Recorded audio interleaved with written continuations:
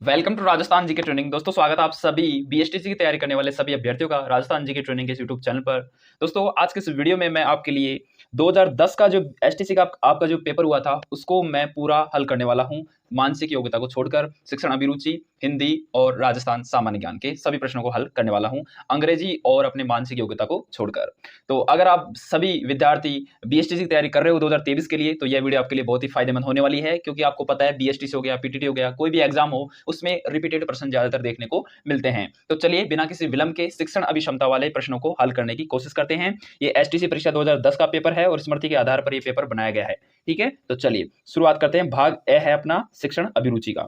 तो चलिए पहला प्रश्न यहां से है, आप अपने जवाब भी हैं वो कमेंट बॉक्स में लगातार देते रहिएगा। ठीक है, तो पहला प्रश्न है कि शिक्षक को अपने विषय का पूर्ण ज्ञान होना चाहिए क्योंकि इस प्रकार, यानी कि एक शिक्षक है उसको अपने विषय का पूर्ण ज्ञान होना चाहिए। मैं डायरेक्ट इसका आंसर बताऊंगा, ज्यादा मैं ऑप्शन में नहीं घुसूंगा क्योंकि आपके ज्यादा वक्त लगेगा, इसलिए आपके पास 28 या 29 तारीख को आपका एग्जाम है, तो इसलिए मैं आपको फटाफट से ये हल करके बता देता हूं। तो जो पहला प्रश्न है कि शिक्षक को अपने विषय का पूर्ण ज्ञान होना चाहिए, क्यों होना चाहिए दोस्तों? क्योंकि वह योग्य शिक्षक बन जाता है, इसलिए उसके विषय में, अपने विषय में पूर्ण ज्ञान होना बहुत ही अनिवार्य है, क्योंकि वह योग्य शिक्षक बन जाता है। ठीक है, दूसरा प्रश्न है कि योग्य शिक्षक को भाषा पर अधिकार होना चाहिए। योग्य शिक्षक है कोई, उसको भाषा पर अधिकार होना चाहिए। क्यों होना चाहिए? क्योंकि भाषा के द्वारा वह अपने विचार छात्रों के समक्ष आसानी से रख सकता है, इसलिए एक योग्य शिक्षक को भाषा पर अधिकार होना आवश्यक है। ठीक है, चलिए इसी के साथ तीसरा प्रश्न है कि पाठ्यक्रम से शिक्षक को क्या लाभ होता है। यानी कि पाठ्यक्रम होता है, करिकुलम होता है अपना, उससे शिक्षक को क्या लाभ होता है। पाठ्यक्रम यानी करिकुलम से शिक्षक को क्या लाभ होता है?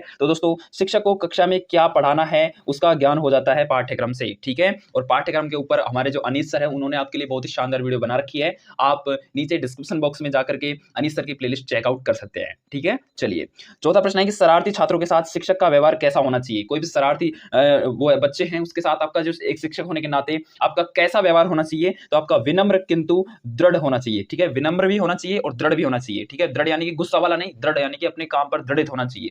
ठीक है, विनम्रता तो होनी ही होनी चाहिए, यह शिक्षक के गुणों में आता है। अगला पांचवा प्रश्न है कि आपके विचार से अच्छे शिक्षक का मुख्य उद्देश्य क्या होना चाहिए। आपके विचार से एक अच्छे शिक्षक हैं, आप भी एक अच्छे शिक्षक बनने जाओगे, तो आपके विचार से मुख्य उद्देश्य क्या होना चाहिए एक शिक्षक का? तो मुख्य उद्देश्य उनका होना चाहिए सृजनात्मक सक्रियता में विश्वास रखना ही एक अच्छे शिक्षक का मुख्य उद्देश्य होना चाहिए। छठा प्रश्न है कि पाठ्यक्रम निर्माण के लिए सिद्धांत है। तो पाठ्यक्रम निर्माण के लिए कौन सा सिद्धांत है? तो छात्र नियमानुसार भी एक सिद्धांत है, विभिन्न विषयों में सहबंधता भी एक सिद्धांत है, अवकाश का सदुपयोग भी एक सिद्धांत है। इनमें से सभी के सभी एक पाठ्यक्रम निर्माण के लिए सिद्धांत के योगदान में शामिल बातें हैं। ठीक है, चलिए प्यारे साथियों अब बात करते हैं अगले प्रश्नों की। सातवां प्रश्न आप सबके सामने है कि सातवां प्रश्न कह रहा है कि अध्यापन हेतु किसी विधि का चयन करते समय शिक्षार्थियों की दृष्टि से जो सर्वाधिक महत्वपूर्ण बिंदु ध्यान में रखना आवश्यक है वह बिंदु कौन सा है। यानी कि जब आप अध्यापन हेतु किसी विधि का चयन करते हो तो एक शिक्षार्थी की दृष्टि से, एक शिक्षार्थी होने की दृष्टि से सर्वाधिक महत्वपूर्ण बिंदु ध्यान में रखना आवश्यक है, और वो सर्वाधिक महत्वपूर्ण बिंदु है विद्यार्थियों की शारीरिक एवं मानसिक परिपक्वता ही एक सर्वाधिक महत्वपूर्ण बिंदु देखने को मिलता है। ठीक है, चलिए अगला प्रश्न है कि वर्तमान पाठ्यक्रम का दोष है। वर्तमान पाठ्यक्रम का दोष कौन सा है? तो वर्तमान पाठ्यक्रम का दोष आपसे पूछ ले तो आपको बताना है ऑप्शन नंबर, इनमें से सभी वर्तमान पाठ्यक्रम के दोष है। पुस्तकीय ज्ञान का बल, विषयों में सहबंध का अभाव, लचीलेपन का अभाव, ये वर्तमान पाठ्यक्रम का दोष है। ठीक है, चलिए इसको सुधारना बहुत ही आवश्यक है। अगला प्रश्न है कि माता पिता को अपनी संतान को बुद्धि, मूर्ख आदि नहीं कहना चाहिए क्योंकि। बुद्ध यानी कि बुद्धि यानी कि बुद्धू, मूर्ख आदि नहीं कहना चाहिए। क्यों नहीं कहना चाहिए किसी भी माता पिता को अपनी संतान को? इसलिए नहीं कहना चाहिए क्योंकि बच्चे उन शब्दों का दोहरान करेंगे और फिर आने वाली पीढ़ियों के लिए भी हानिकारक बनेगा। वो आने वाली अपनी जो बच्चे हैं उनको भी बुद्धू कहेंगे, मूर्ख कहेंगे। ठीक है, वे अपने में इन अवगुणों को ढूंढेंगे कि क्या मैं बुद्धू हूं, क्या मैं मूर्ख हूं। तो ऐसा नहीं कहना चाहिए। ठीक है, उनमें अपशब्द भाषण की आदत पड़ेगी, यानी कि वो गाली गलौज करना सीख जाएंगे, फिर वो आप पर ही भारी पड़ेंगे। तो यानी कि इनमें से सभी के जो सभी हैं वो माता पिता को अपनी संतान को बुद्धू या मूर्ख नहीं कहना चाहिए, क्योंकि ये सभी दोष हैं वो बच्चा अपने आप में ढूंढता है। ठीक है, चलिए अगला प्रश्न है प्यारे साथियों कि अवरुद्ध बालक वे होते हैं। अवरुद्ध बालक कौन होते हैं? दोस्तों अवरुद्ध बालक की बात करें तो अवरुद्ध बालक वे होते हैं जो शिक्षा से लाभ उठाने में असमर्थ रहते हैं, उनको ही अवरुद्ध बालक कहा जाता है। दोस्तों शिक्षण अभिरुचि की एक खास बात यह है कि आपको इन यानी कि 4 ऑप्शन है, चारों में से 3 ऑप्शन के आपको नंबर मिलेंगे और 1 ऑप्शन का नंबर नहीं मिलेगा, तो आपको सोच समझकर सही ऑप्शन का चयन करना चाहिए। ठीक है, चलिए अगला प्रश्न है 11वां प्रश्न साथियों कि शिक्षक के आत्मविश्वास का छात्र पर क्या प्रभाव पड़ता है? तो शिक्षक के आत्मविश्वास का छात्रों पर क्या प्रभाव पड़ता है, सेल्फ कॉन्फिडेंस का जो छात्रों पर प्रभाव पड़ता है वो क्या है दोस्तों? वह है कि उससे साहस और कार्य करने की इच्छा शक्ति जागृत होती है। यही एक शिक्षक के आत्मविश्वास का छात्रों पर प्रभाव देखने को मिलता है। ठीक है, चलिए अगला प्रश्न है कि विद्यालय में शिक्षक का प्रमुख कार्य होता है, यानी कि एक विद्यालय में, एक स्कूल में एक टीचर का प्रमुख कार्य क्या होगा दोस्तों? आप सबको पता है एक टीचर का कार्य होगा कि शिक्षण कार्य आयोजित करवाना। क्या होगा? कि शिक्षण कार्य आयोजित करना ही एक जो शिक्षक है उसका स्कूल में कार्य होगा, शिक्षण कार्य आयोजित करवाना। ठीक है, चलिए साथियों अगले प्रश्नों की बात कर लेते हैं।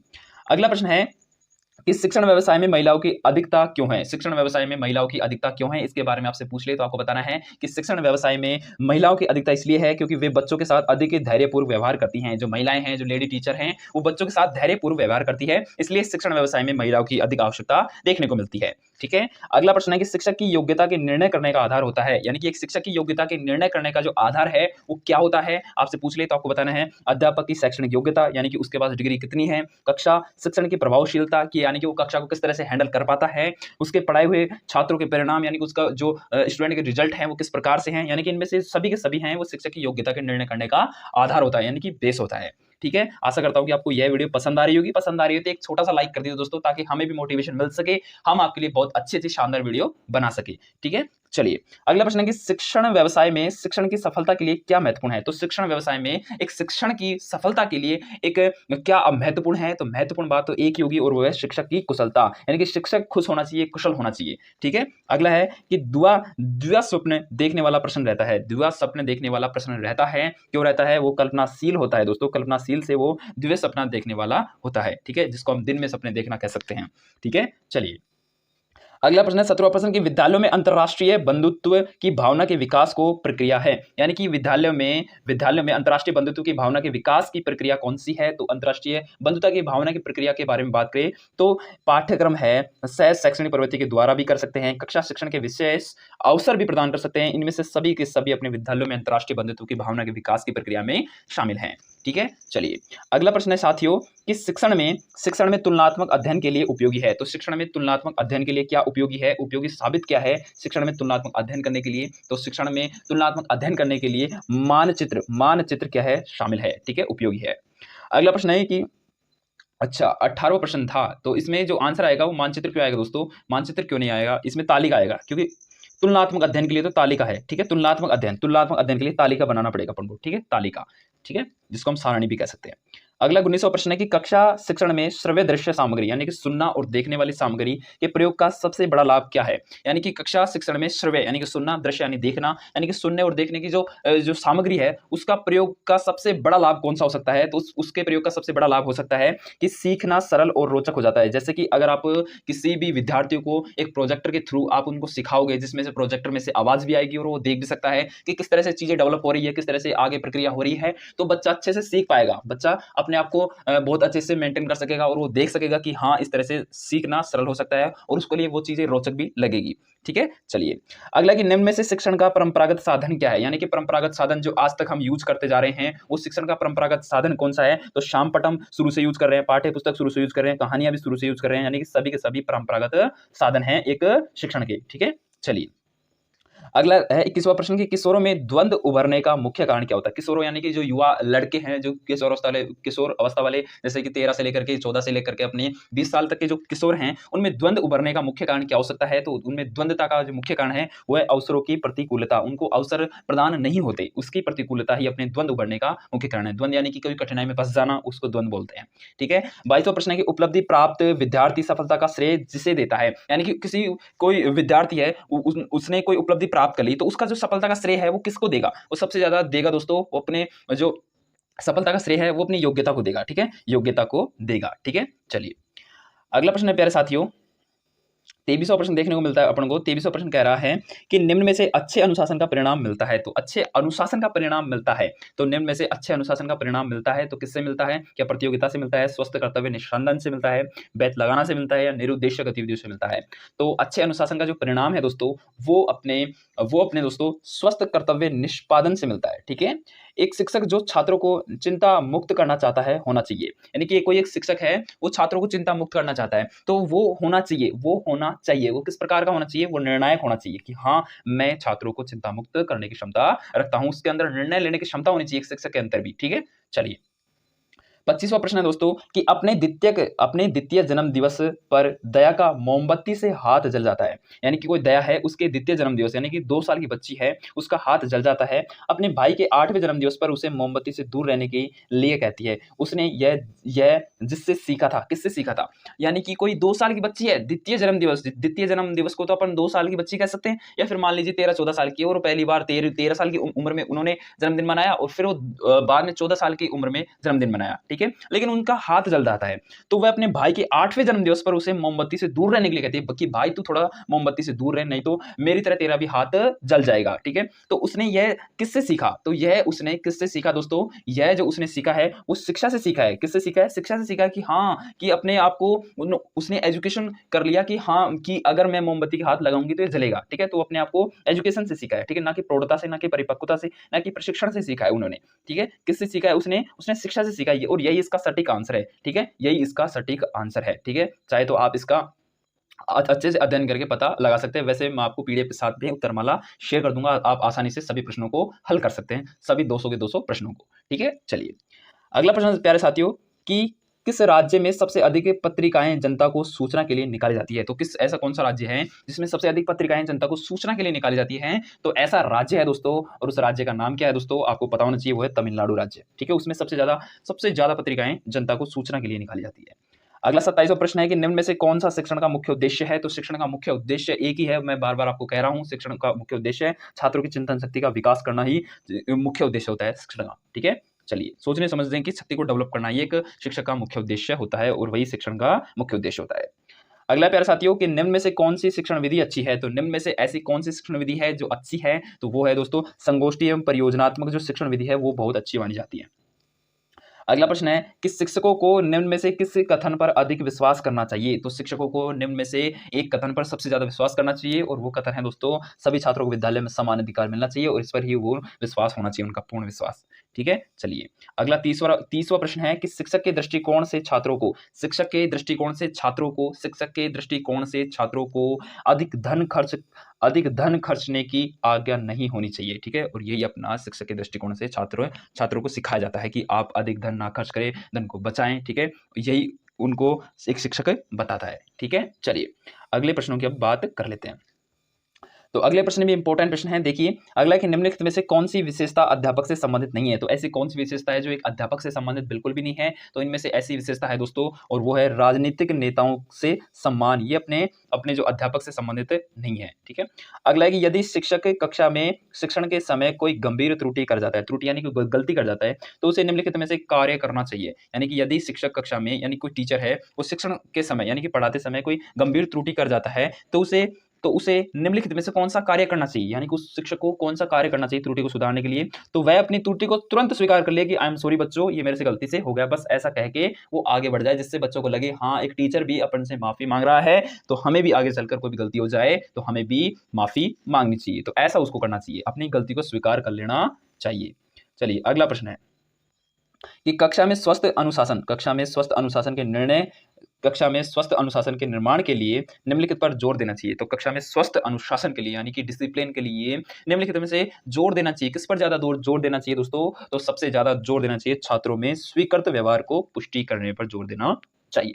अगला प्रश्न है प्यारे साथियों कि शिक्षण का पहला चरण है, तो शिक्षण का सबसे पहला चरण कौन सा हो सकता है आपके हिसाब से? तो विद्यार्थियों का बैकग्राउंड जानना ही शिक्षण का पहला चरण होता है।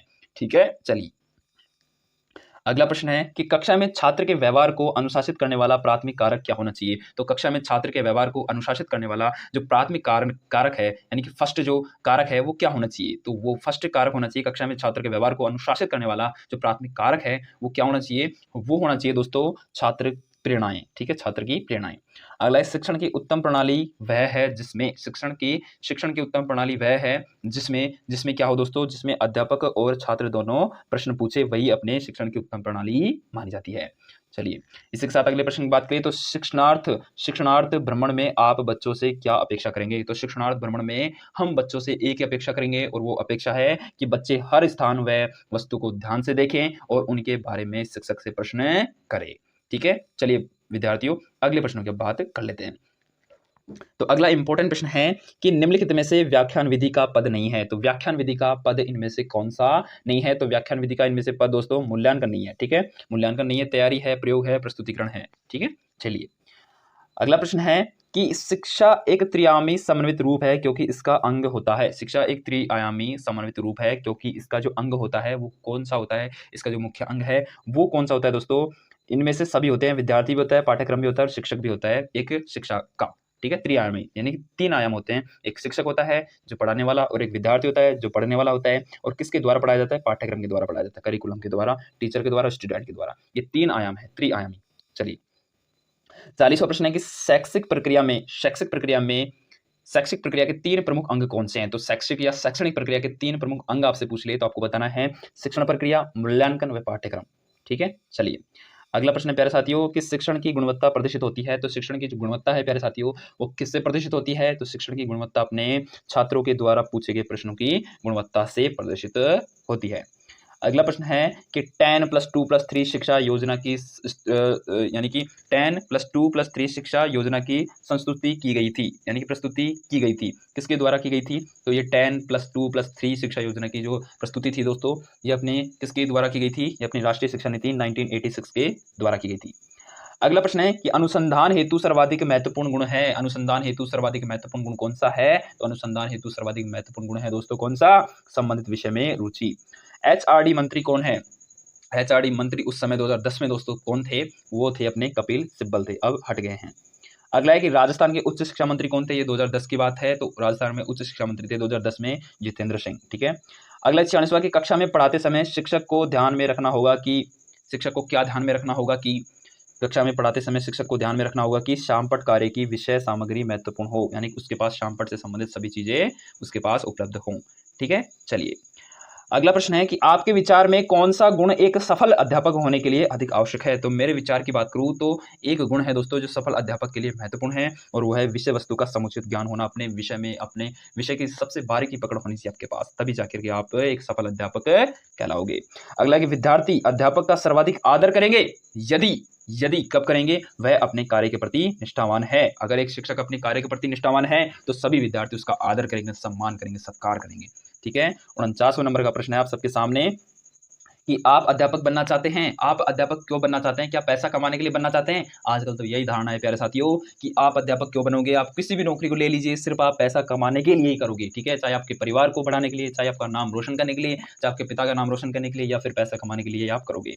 लेकिन आपको यहाँ पे ऐसा नहीं करना है। आप अध्यापक बनना चाहते हैं, क्यों बनना चाहते हैं, क्योंकि समाज को आदर्श एवं स्वस्थ जीवन प्रदान करने के लिए मैं एक शिक्षक बनना चाहूंगा। ठीक है, आपको भी ऐसा ही करना होगा दोस्तों। ठीक है, चलिए अगला प्रश्न है कि शिक्षक बहुधा अपनी कक्षा का सामना नहीं कर पाते हैं क्योंकि शिक्षक बहुधा अपनी कक्षा का सामना नहीं कर पाते हैं। क्यों नहीं कर पाते दोस्तों, क्यों नहीं कर पाते हैं, क्योंकि वे अपने पाठ को तैयार करके कक्षा में नहीं आते हैं, इसलिए वो अपनी शिक्षक जो अपनी बहुधा कक्षा है उसका सामना नहीं कर पाते।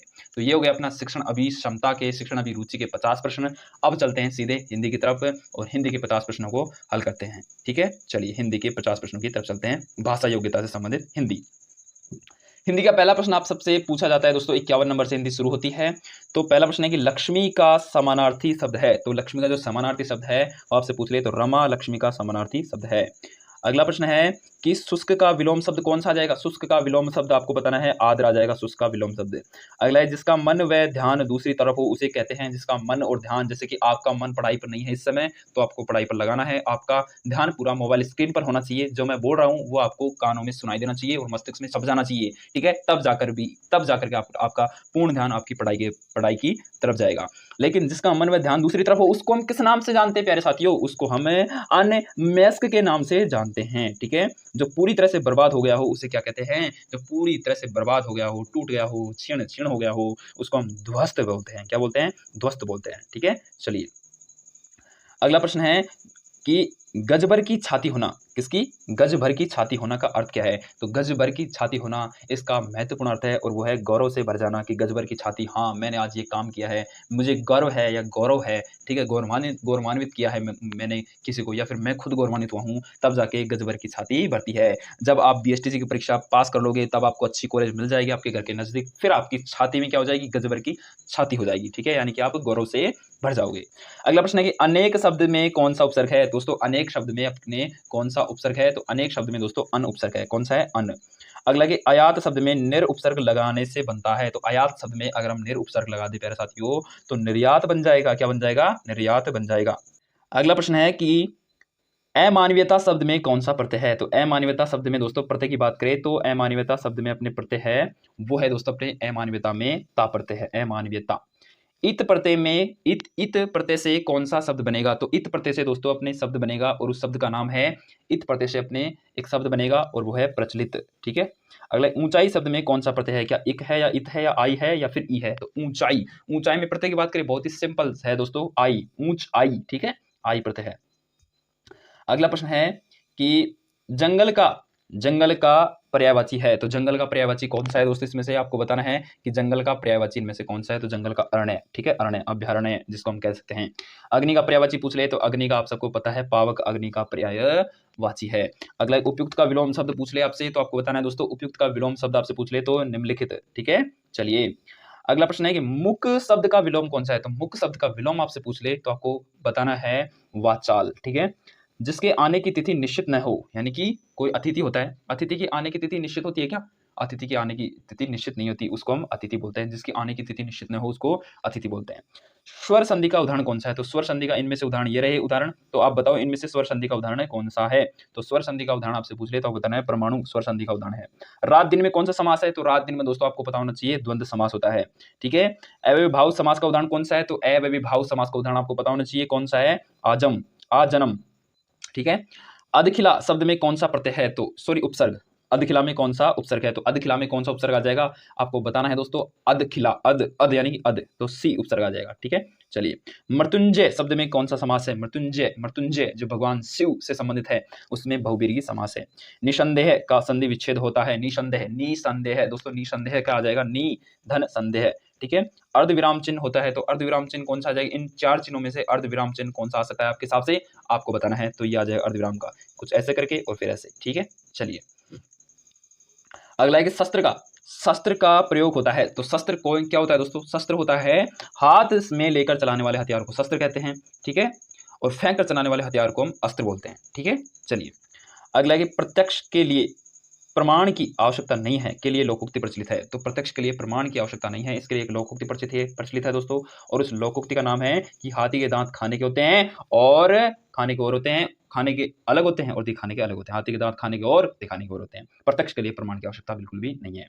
अगला प्रश्न है प्यारे साथियों की ओछे की प्रीत बालू की भीत, ओछे की प्रीत बालू की भीत, इसका अर्थ आपसे पूछ ले तो आपको बताना है तुच्छ व्यक्ति के साथ मित्रता नहीं निभ सकती, ठीक है। अगला प्रश्न है कि उल्टी गंगा बहना का अर्थ, उल्टी गंगा बहने का अर्थ दोस्तों क्या आ जाएगा आपके हिसाब से? उल्टी गंगा बहने का अर्थ आ जाएगा नियम विरुद्ध करना, नियम के विरुद्ध कार्य करना, यानी कि उल्टी गंगा बहना। अगला एक कौन सा शब्द शुद्ध है? तो कौन सा शब्द इनमें से शुद्ध आ जाएगा आपके हिसाब से? तो आ जाएगा द्वंद्व, गलत, द्वंद्व इस प्रकार से आएगा बी, ये डी भी गलत है। चलिए अगला प्रश्न है कि कौन सा वाक्य शुद्ध है? तो इनमें से कौन सा वाक्य शुद्ध है बता दीजिए फटाफट से, कौन सा वाक्य शुद्ध है? क्यों नहीं सुन रहे हो, बहरे हो क्या? क्या बहरे हो? सुन क्यों नहीं रहे? सुन क्यों नहीं रहे? बहरे हो क्या? तो सी ऑप्शन शायद मेरे हिसाब से, शायद नहीं, बहरे हो सुन क्यों नहीं रहे, डी गलत है, बी गलत है, ए गलत है, राइट आंसर सी, सुन क्यों नहीं रहे, बहरे हो क्या, हम इस तरह से तो पुकारते हैं। दीक्षांत का संधि विच्छेद क्या है? दीक्षांत का संधि विच्छेद आपसे पूछ रहे तो दीक्षा प्लस अंत, दीक्षांत, ठीक है। अगला कि कौन सा शब्द शुद्ध है? तो 80 नंबर वाले प्रश्न में आ जाएगा कौन सा शब्द शुद्ध है, तो इसका जो राइट आंसर आ जाएगा वो है सौहार्द, सौहार्द शब्द अपने शुद्ध है, ठीक है। तो ये हो गए हिंदी के प्रश्न। तो चलिए अब बात कर लेते हैं राजस्थान सामान्य ज्ञान के प्रश्नों के बारे में। संस्कृत के सभी प्रश्न को आपको सोल्व करना है, ठीक है। इंग्लिश भी आपको सोल्व करनी है, मैं आपको पीडीएफ दे दूंगा, वहां पे आप देख सकते हैं। मैं अब सोल्व करने वाला हूं राजस्थान के सामान्य जानकारी के प्रश्नों की। तो पहला प्रश्न यानी कि 101 नंबर का प्रश्न पूछा गया था आपके राजस्थान सामान्य ज्ञान की में, ठीक है। हिंदी के 40 प्रश्न थे और अपने जो संस्कृत के थे वो कितने थे? 10 प्रश्न से, ठीक है, 10-12 प्रश्न से। चलिए ज्यादा प्रश्न थे, हाँ चलिए अब बात करते हैं अपन राजस्थान का सामान्य ज्ञान। तो राजस्थान के सामान्य ज्ञान में 101 नंबर का प्रश्न पूछा गया था, वो था कि पंचायती राज व्यवस्था सर्वप्रथम किस जिले में लागू हुई थी। तो पंचायती राज व्यवस्था आपको पता होना चाहिए, सर्वप्रथम अपने नागौर जिले में लागू हुई थी। ठीक है, नागौर में। राजस्थान में जिलों की संख्या कितनी है, तो ये 102 का नंबर का प्रश्न पूछा गया था। तो उस समय 2010 था और आज 2023 है, अंतर बहुत है। लेकिन 2010 की बात करें तो उस समय राजस्थान में जिलों की संख्या 33 थी और आज जिलों की संख्या 50 हो गई है। अगर आपसे पूछ ले कि राजस्थान में जिलों की संख्या कितनी है, 50 है और प्लस में 10 संभाग है। ठीक है, 10 संभाग अलग हैं और 50 जिले बिल्कुल अलग हैं। ठीक है, चलिए अगला प्रश्न है प्यारे साथियों कि राजस्थान में मुख्य सूचना आयुक्त कौन था उस समय 2010 की बात कर रहा हूं। मुख्य सूचना आयुक्त 2010 के समय में थे अपने कौन, एमडी कोरानी थे। ठीक है, इसकी आपको कोई लेना देना है नहीं, आप चाहो तो 103 नंबर के प्रश्न को हटा सकते हैं।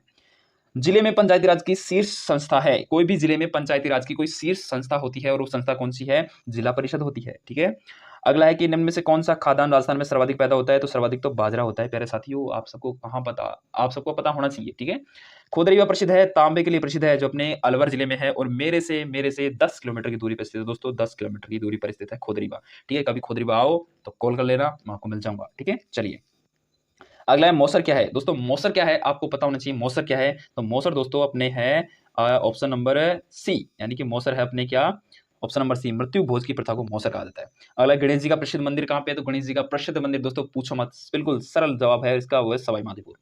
अगला है सांगड़ी की प्रथा, सांगड़ी की जो प्रथा है वो किस प्रथा का दूसरा रूप है, तो सांगड़ी की प्रथा है ये अपने दोस्तों बदुआ मजदूरी की क्या है, दूसरा रूप है। यानी कि बदुआ मजदूरी होती है कि मजदूरी करवा लेते हैं लेकिन आपको रुपए नहीं देते, उसके बदले कोई भी मेहनताना नहीं दिया जाता, उसको बदुआ मजदूरी कहते हैं, सांगड़ी की प्रथा बोलते हैं।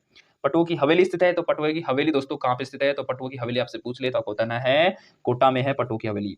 निम्नलिखित में से कौन सा कवि पृथ्वीराज चौहान का मित्र था, तो पृथ्वीराज चौहान का एक मित्र था और उसका नाम क्या है दोस्तों, उसका नाम क्या था बता दीजिए। अच्छा, सॉरी बच्चों, मेरे प्यारे साथियों, सॉरी, आपको बताना था कि पटों की हवेली कहाँ पे है, तो जैसलमेर में है पटों की हवेली। ठीक है, और हवेलियों का शहर भी जैसलमेर को कहा जाता है, गलियारों का शहर भी जैसलमेर को कहा जाता है। ठीक है, निम्नलिखित में से कौन सा कवि पृथ्वीराज चौहान का मित्र था, तो वो था अपने कौन सा, चंद्रबरदाई पृथ्वीराज चौहान का मित्र था। ठीक है, चलिए इसी के साथ अगले प्रश्न की बात करें तो राजस्थान दिवस किस तिथि को मनाया जाता है, तो राजस्थान दिवस अपने मनाया जाता है दोस्तों 30 मार्च को मनाया जाता है राजस्थान दिवस। अगला है कि राजस्थान का प्राच्य विद्या प्रतिष्ठान कहाँ पे है, तो प्राच्य विद्या प्रतिष्ठान अपने कहाँ पे है साथियों, राजस्थान का, और यह अपने आपको बताना है, ये अपने जोधपुर में, बिल्कुल राइट आंसर है जोधपुर। चलिए अगला प्रश्न है कि संगमरमर की सबसे बड़ी मंडी कहाँ पे है, तो संगमरमर पत्थर की जो सबसे बड़ी मंडी है दोस्तों वो है अपने कहाँ पे है, किशनगढ़ में है, ना कि मकराना में है। ठीक है, कहाँ पे है, किशनगढ़, और किशनगढ़ कहाँ पे है, अजमेर में। राजस्थान की विधानसभा के अध्यक्ष कौन थे, 2010 की बात है, 2010 में राजस्थान विधानसभा के अध्यक्ष थे उस समय कौन थे दोस्तों, उस समय थे अपने दीपेंद्र सिंह शेखावत। अगले राजस्थान लोक सेवा आयोग के अध्यक्ष कौन थे, तो 2010 के समय लोकसभा अध्यक्ष थे, लोक सेवा आयोग के अध्यक्ष थे उस समय अपने कौन थे, वो थे ML कुमावत। ठीक है, इससे आपको कोई लेना देना है नहीं। अगला प्रश्न है कि बणी ठनी चित्रशैली किस स्थान से संबंधित है, तो बणी ठनी चित्रशैली दोस्तों अपने किशनगढ़ से संबंधित है, और किशनगढ़ कहाँ पे है, अजमेर में है। ठीक है, चलिए अगला प्रश्न है प्यारे साथियों कि निम्नलिखित में से किस जिले में मेवाड़ी सामान्यतः नहीं बोली जाती, तो भाई उदयपुर में बोली जाती है, भीलवाड़ा में बोली जाती है, चित्तौड़गढ़ में बोली जाती है, पाली में मेवाड़ी नहीं बोली जाती, पाली में शेखावाटी बोली जाती है। अगला विजयदान देता किस भाषा के लेखक हैं या लेखक थे, तो विजयदान देता अपने एक भाषा है और वो है राजस्थानी, उसके लेखक थे। राजस्थान की किस पोशाक को अंतर्राष्ट्रीय स्तर पर मान्यता प्राप्त है, तो एक पोशाक है उसका नाम है अंगरखी या अंगरखा पोशाक, नहीं अंगरखी भी नहीं है। ठीक है, मेवाड़ी पगड़ी भी नहीं है, जोधपुरी साफा भी नहीं है, जोधपुरी कोट है, इसको अपने अंतर्राष्ट्रीय स्तर पर मान्यता प्राप्त है जोधपुरी कोट को। ठीक है, यानी कि बड़े बड़े जो लोग हैं, बड़े बड़े जो नेता हो गए, आप कह लीजिए बिजनेसमैन हो गए, वो भी अपने जोधपुरी कोट को पसंद करते हैं, इसलिए इसकी मान्यता अंतर्राष्ट्रीय स्तर पर है। ठीक है, अगला प्रश्न है किस महान योद्धा ने मोहम्मद गोरी को तराइन के प्रथम युद्ध में परास्त किया था, तो एक महान योद्धा थे जिन्होंने मोहम्मद गोरी को तराइन के प्रथम युद्ध में परास्त किया था और वो महान योद्धा थे, उनका नाम था दोस्तों पृथ्वीराज चौहान। ठीक है, राजस्थान का स्कूल शिक्षा मंत्री कौन है, 2010 के समय राजस्थान स्कूल का शिक्षा मंत्री आपसे पूछ ले, आपसे पूछेगा है नहीं, वो 2023 का पूछेगा, तो आपको बताना है उस समय के थे अपने भंवरलाल मेघवाल। विराटनगर किस जनपद की राजधानी थी, तो मत्स्य जनपद की राजधानी थी विराटनगर, जिसको बैराट के नाम से जाना जाता है। ठीक है, चलिए प्यारे साथियों अगला प्रश्न आपसे पूछा गया था 2010 में कि बसंतगढ़ का शिलालेख किस वंश से संबंधित है, तो बसंतगढ़ का जो शिलालेख है वो अपने एक वंश है दोस्तों, और उस वंश का नाम है, क्या नाम था, चामुंडा। ठीक है, चामुंडा से संबंधित था। अजमेर के तारागढ़ दुर्ग का निर्माण किसने करवाया था, तो अजमेर के जो तारागढ़ दुर्ग है दोस्तों उसका निर्माण करवाया गया था अजय देव के द्वारा। चलिए विश्नोई के धर्म संस्थापक कौन थे? विश्नोइयों के धर्म संस्थापक कौन थे? तो कई बार 2009 में पूछा गया था एक प्रश्न कि विश्नोई समाज किसको सबसे ज़्यादा पूजती है, मानती है, तो वो थे अपने कौन थे, यानी कि हिरणों की सुरक्षा करती है, तो हिरण से संबंधित था वो, ठीक है। और अब की बार पूछा गया 2010 में कि विश्नोइयों के धर्म संस्थापक कौन थे? तो विश्नोई के धर्म संस्थापक थे अपने कौन? वो थे अपने कौन थे? जाम्बोजी, ये पूछा गया था। तो विश्नोई पर ज़्यादा फोकस किया गया है राजस्थान अध्ययन में, तो आपको याद रहना चाहिए। निम्बार संप्रदाय की प्रमुख पीठ कहाँ पे है? तो निम्बार संप्रदाय की प्रमुख पीठ है दोस्तों, कहाँ पे है? वो अपने सलेमाबाद में। निम्बार संप्रदाय की प्रमुख पीठ सलेमाबाद में है, ठीक है। चलिए अगला प्रश्न है कि निम्नलिखित में से कौन लोक देवता की श्रेणी में नहीं आता? तो इनमें से कौन सा है जो लोक देवता की श्रेणी में नहीं आता? तो लोक देवता की श्रेणी में भाई गोगा जी आते हैं, पापू जी आते हैं, तेजा जी आते हैं, गणेश जी नहीं आते। गणेश जी तो भगवान जी की श्रेणी में आते हैं, ना कि लोक देवता की श्रेणी में, ठीक है। 129वां प्रश्न है कि निम्न में से कौन सी प्रथा मृत्यु से संबंधित नहीं है? तो मृत्यु से संबंधित प्रथा इनमें से कौन सी नहीं है, यानी कि मृत्यु के बाद वाली प्रथा या मृत्यु से संबंधित प्रथा, मृत्यु के बाद वाली प्रथा, इनमें से उससे संबंधित नहीं है, वो प्रथा कौन सी है? तो बाल व दाढ़ी मुंडवाना मृत्यु के बाद होता है, उड़ावना मृत्यु के बाद होता है, रस्म पगड़ी मृत्यु के बाद, दस्तूर अपने मृत्यु से संबंधित नहीं है, ठीक है। चलिए अगला है कि निम्नलिखित में से कौन सा नृत्य होली के पर्व से संबंधित है? तो होली के पर्व से संबंधित एक नृत्य है और उस नृत्य का नाम है, प्यारे साथियों, उस नृत्य का नाम है गैर नृत्य, ठीक है। राजस्थान के किस राजा को हिंदूपत कहा गया है? तो राजस्थान के एक राजा हुए थे, उनका नाम है दोस्तों मेवाड़ का महाराणा प्रताप, इनको हिंदूपत के नाम से जाना गया है। हुरडा किस रियासत से संबंधित है, या हुरडा सम्मेलन से आपसे प्रश्न पूछा जा सकता है कि हुरडा किस रियासत में स्थित था? तो हुरडा अपने किस रियासत में या किस रियासत में स्थित था? तो हुरडा के बारे में पूछ रहे तो मेवाड़ से संबंधित था हुरडा, ठीक है। राज्यपाल अपने कार्यों के लिए किसके प्रति उत्तरदायी होता है? तो एक राज्यपाल हो, किसी भी राज्य का राज्यपाल हो, अपने कार्य के लिए किसके प्रति उत्तरदायी होता है? तो वो उत्तरदायी होता है दोस्तों किसके प्रति? राष्ट्रपति के प्रति उत्तरदायी होता है एक राज्यपाल, ठीक है। चलिए अगला प्रश्न है कि राजस्थान के प्रथम राज्यपाल कौन थे? तो राजस्थान के जो प्रथम राज्यपाल थे दोस्तों वो थे सरदार गुरमुख निहाल सिंह, ठीक है। ये राजस्थान के प्रथम राज्यपाल थे। अगले उच्च न्यायालय के न्यायाधीश की नियुक्ति कौन करता है? तो उच्च न्यायालय के न्यायाधीश की नियुक्ति दोस्तों आपसे पूछ ले तो आपको बताना है राष्ट्रपति करता है। ये कुछ प्रश्न एक्स्ट्रा भी पूछे गए उस समय। महाराणा प्रताप पुरस्कार संबंधित है, तो महाराणा प्रताप जो पुरस्कार दोस्तों आप सबको पता है खेलकूद से संबंधित है। अगला कार्यस्थ जाति की निम्नलिखित में से कौन सी उपजाति राजस्थान की मूल निवासी है? तो कार्यस्थ जाति की निम्नलिखित में से कौन सी उपजाति है जो राजस्थान की मूल निवासी है? तो ये इनमें से दोस्तों एक जाति अपने माथुर, ठीक है, ये अपने राजस्थान की मूल निवासी जाति है। माथुर जनजाति के लोग कई रहते हैं राजस्थान के अंदर, ठीक है। आप में से भी होंगे, नीचे कमेंट के माध्यम से बता सकते हैं। निम्नलिखित में से कौन राजस्थान के प्राचीनतम निवासी हैं? तो राजस्थान की प्राचीनतम निवासी जनजाति से पूछा गया प्रश्न है और वो है दोस्तों अपनी भील। भील के बाद मीणा आए थे, ठीक है, फिर ग्रासिया, फिर बलाई, ठीक है, बलाई लास्ट में है। अगला है कि वल्लभ संप्रदाय का राजस्थान में प्रसिद्ध केंद्र कौन सा है? तो वल्लभ संप्रदाय का राजस्थान में प्रसिद्ध केंद्र, वल्लभ संप्रदाय का प्रसिद्ध केंद्र राजस्थान के अंदर पूछ ले तो आपको क्या बताना है? वो बताना है नाथ द्वारा। अगर राजस्थान का कौन सा राज्य परिवार एकलिंग जी का उपासक रहा है? तो मेवाड़ का परिवार रहा है, ठीक है। रावतबाटा बांध किस जिले में स्थित है? तो रावतबाटा चित्तौड़गढ़ में स्थित है, ठीक है दोस्तों। चलिए अगला प्रश्न है राजस्थान में प्रथम केंद्रीय विश्वविद्यालय किस जिले में स्थापित होगा? हो चुका था दोस्तों उस समय, ठीक है, ये होगा कह रहा है तो अजमेर में हो चुका था, ठीक है। चलिए अगले प्रश्न की बात करें प्यारे साथियों तो मोरठ का पठार कौन सा क्षेत्र कहलाता है? तो मोरठ का या बोराट का था दोस्तों, मोरठ का नहीं था, बोराट का पठार था ये। बोराट का पठार कौन सा क्षेत्र कहलाता है? तो बोराट का पठार दोस्तों ये अपने क्षेत्र कहलाता है। उस क्षेत्र का नाम है, क्या था उस क्षेत्र का नाम? कुंभलगढ़ से गोगुंदा के बीच का जो क्षेत्र है उसको बोराट के पठार के नाम से जाना जाता था। थार का कल्पवृक्ष आपसे पूछ सकता है, तो थार का कल्पवृक्ष के बारे में आप सबको पता है, बिल्कुल खेजड़ी है, ठीक है। चलिए अगला प्रश्न है कि राजस्थान में सर्वाधिक तापीय विद्युत कहाँ से पैदा होती है? तो राजस्थान में सर्वाधिक तापीय विद्युत दोस्तों आपसे पूछ ले तो आपको बताना है तापीय विद्युत, तापीय बिजली वाली, ठीक है, वो अपने कहाँ से पैदा होती है? ये अपने कोटा थर्मल से, ठीक है, कोटा थर्मल से पैदा होती है, ठीक है, कोटा थर्मल से पैदा होती है। अगला निम्नलिखित में से कौन सा आभूषण स्त्रियां उनके सिर पर पहनती है? तो ऐसा कौन सा आभूषण है जो स्त्रियां सिर पर पहनती है? तो इनमें से तो कौन सा दिखाई दे रहा है आपको? ये बाजूबंद बाजू में पहन जाती है, सटका नहीं, झुमका नहीं, बोरला, हाँ बोरला अपने सिर पर पहना जाता है। अगला पुष्कर का मेला कब भरता है, कब मनाया जाता है? तो दोस्तों पुष्कर का जो मेला है, पुष्कर अपने अजमेर में है और ब्रह्मदेव जी का मंदिर भी स्थित है यहाँ पे, ठीक है। तो जो पुष्कर का मेला है वो ब्रह्मा जी की उपासना में कब बढ़ता है? तो ये बढ़ता है अपने कार्तिक पूर्णिमा में बढ़ता है, ठीक है।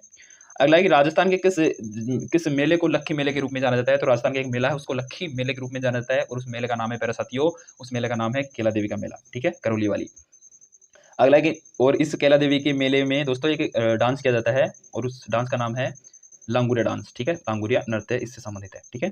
अगला प्रश्न है निम्नलिखित में से निम्नलिखित में से मारवाड़ी बोली का साहित्यिक रूप कौन सा है? तो मारवाड़ी बोली का जो साहित्यिक रूप आपसे पूछ ले तो आपको बताना है डिंगल मारवाड़ी बोली का साहित्यिक रूप है। और लास्ट प्रश्न है राजस्थान सामान्य ज्ञान से पूछा गया प्रश्न कि मेवाड़ के किस महाराणा ने संगीत पर ग्रंथ लिखे थे? तो वो थे कुंभा, ठीक है, कौन थे, कुंभा। तो ये तो दोस्तों मैंने आपको शिक्षण अभिरुचि और अपने हिंदी से संबंधित और अपने राजस्थान का सामान्य ज्ञान से संबंधित प्रश्न आपको हल करवा दिए गए हैं। इसकी पूरी पीडीएफ आपको टेलीग्राम पे मिल जाएगी विद उत्तरमाला सहित, ठीक है। ये रही इसकी उत्तरमाला, आप डाउनलोड कर सकते हैं, ठीक है।